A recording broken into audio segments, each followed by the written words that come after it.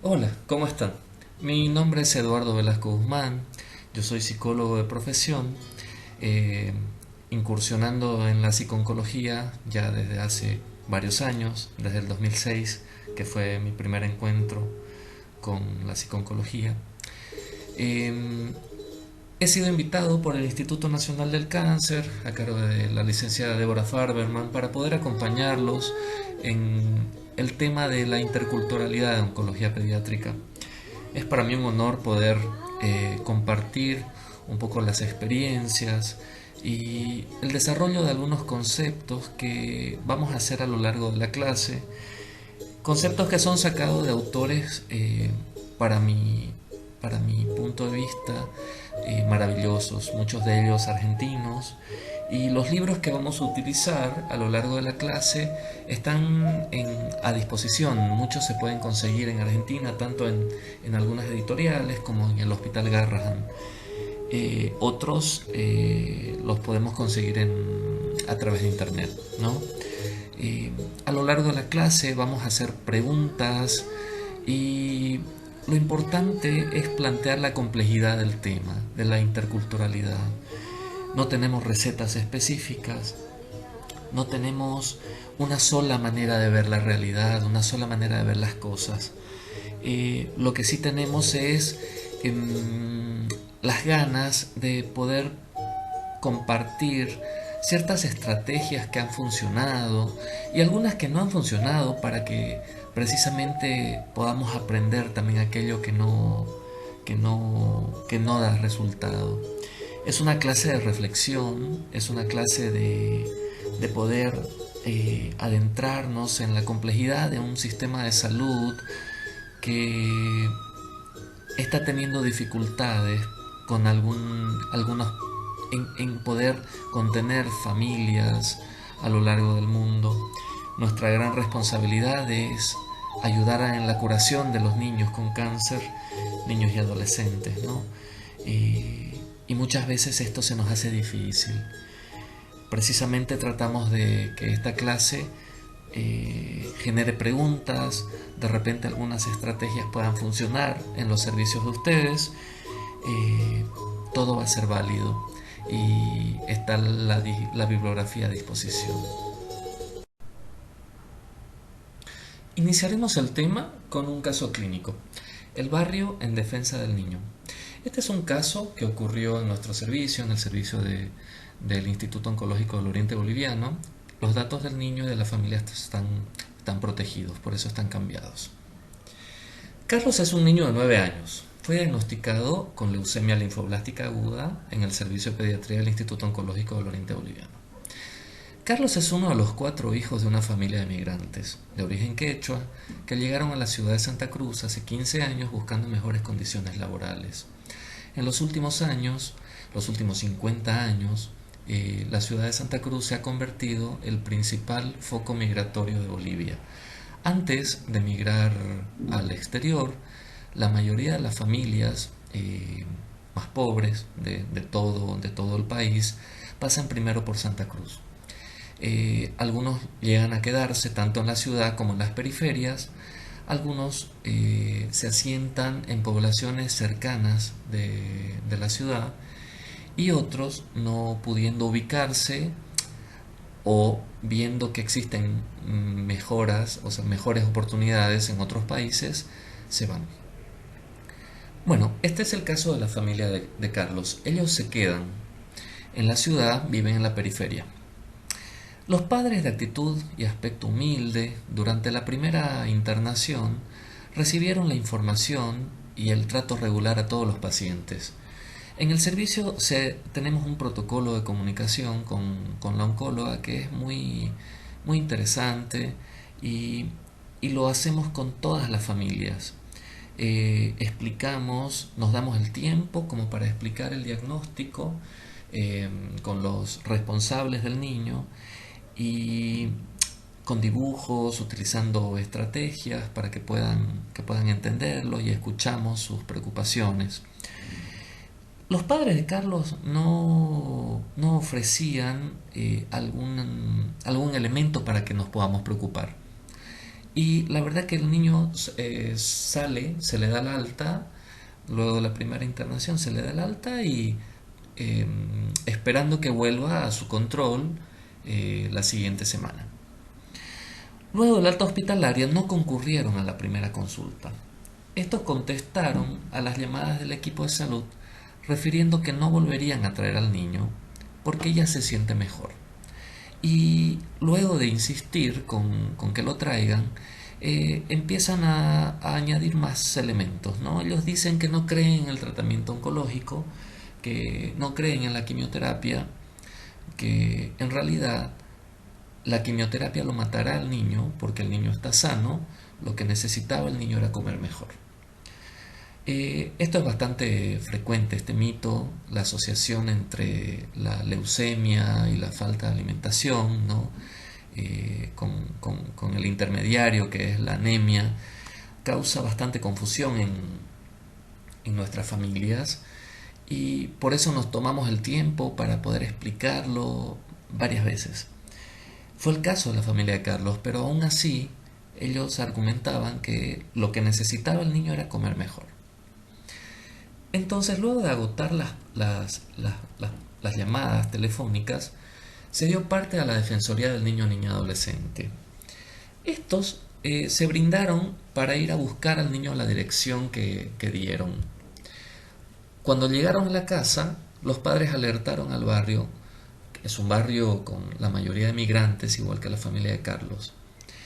El grupo de gente empezó a comportarse de forma violenta e hicieron escapar a los funcionarios de la Defensoría, amenazándolos con querer robarse o querer hacerle algún mal al niño. Días más tarde, Carlos, ingresó nuevamente al servicio en mal estado general, pero luego de ser atendido en otros centros de salud. No querían volver al hospital, el hospital oncológico, y fueron atendidos en alguna posta negándose a venir al hospital. Lamentablemente, el hospital oncológico, nuestro Instituto Oncológico del Oriente Boliviano es el único que ofrece este tratamiento. Entonces, el equipo de salud de la posta tuvo que traerlo contra su voluntad. Así que estuvimos de nuevo con la familia de Carlos. Así introducimos a la dificultad que muchas veces enfrentamos en poder llevar adelante un tratamiento oncológico con algunas familias que presentan ideas y códigos diferentes al que presenta el equipo de salud, ¿no? En psiconcología pediátrica es frecuente leer que la irrupción de la enfermedad de un niño impacta en su propio ser, en su familia y también en el entorno. Esto es una realidad que implica la emergencia de múltiples situaciones, ¿no? Y también implica la emergencia de actores con los cuales el equipo de salud tiene que lidiar con el objetivo de atender al enfermo. El impacto emocional que despierta una enfermedad, la realidad socioeconómica de las familias, las carencias y las falencias del sistema de salud en los países latinoamericanos, por ejemplo el de Bolivia, son algunos de los factores que afectan la adherencia al tratamiento oncológico. Esto está descrito en la literatura. Sin embargo, en ciertas oportunidades, algunos de estos factores descritos se mezclan con una barrera en la interpretación de códigos, creencias y prácticas que no concuerdan entre lo que la familia espera y lo que el equipo de salud le brinda. Es en este contexto de urgencia cuando se requiere de un trabajo coordinado entre médico y familia y donde la divergencia se impone, dando lugar a un choque cultural como pasó en el caso de Carlos.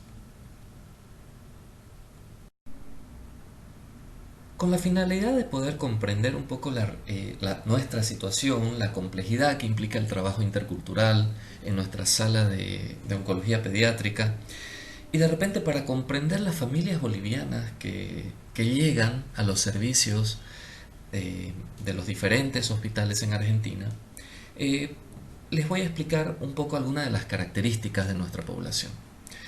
Bolivia cuenta con 11 millones de habitantes aproximadamente, ¿no? Que están distribuidos mayoritariamente en 3 ciudades, que dan lugar al eje troncal. Santa Cruz, que en realidad se llama Santa Cruz de la Sierra, es una de esas ciudades, la principal del eje troncal, ¿no? La que está más en el sur.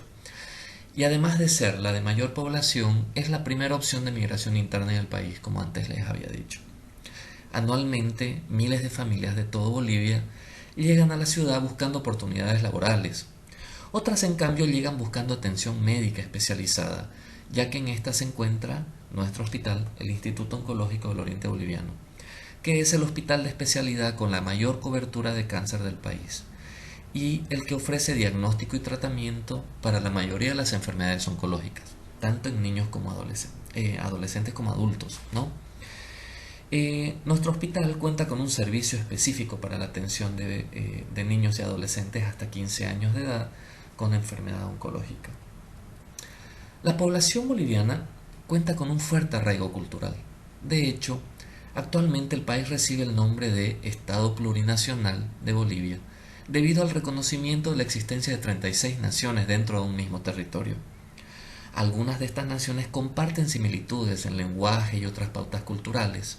Por ejemplo, algunas del altiplano, algunas de cercanas amazónicas, pueden llegar a contar con características similares en vestimenta, en lenguaje o en otros códigos en alimentación, por ejemplo, ¿no? Y en territorio, por ejemplo. Sin embargo, algunas naciones cuentan con millones de individuos, como la quechua aymara, mientras otros no llegan a 1000 individuos, como las naciones amazónicas del oriente boliviano. Nuestra constitución política del Estado se manifiesta que Bolivia tiene al menos 36 formas diferentes de ver el mundo, y todas estas son válidas. Es desde ya un hecho que se validan las creencias, las costumbres y prácticas de toda la población, y en estas se incluyen las prácticas de salud, que constituyen un campo de saber extenso para los pueblos originarios, llegando a constituirse a nivel de Estado un viceministerio de medicina tradicional, además del Ministerio de Salud. Ubíquense la importancia que tiene la cultura para nuestras naciones. Bolivia realmente ha dado lugar a validar el saber popular, y este saber popular actualmente está incluso en las instituciones, y en el campo de la salud, como les estoy comentando, existe el Viceministerio de Medicina Tradicional. Lo que todavía no hay es el acuerdo entre el Viceministerio de Medicina Tradicional con el Ministerio de Salud en la mayoría de las prácticas y en la mayoría de el abordaje de la enfermedad. Esta es una tarea pendiente que tenemos que hacer, y en parte los profesionales de la salud tenemos que empezar a mostrar las dificultades que existen en este campo para poder llegar a algunos acuerdos que sean regulados y que puedan llegar a tener un impacto incluso en la vía legal. Países como Bolivia nos muestran cómo la salud no está al margen de la cultura, lo que no significa que no existan dificultades y tensiones. Desde ya, pensando en nuestra Carta Magna, en la Constitución Política del Estado, llegamos a pensar, ¿no?, que si existen 36 maneras de ver el mundo, ¿cuántas formas de considerar al cáncer existen? ¿Cuántas formas de tratarlo existen? ¿Coinciden estas con la medicina basada en la evidencia?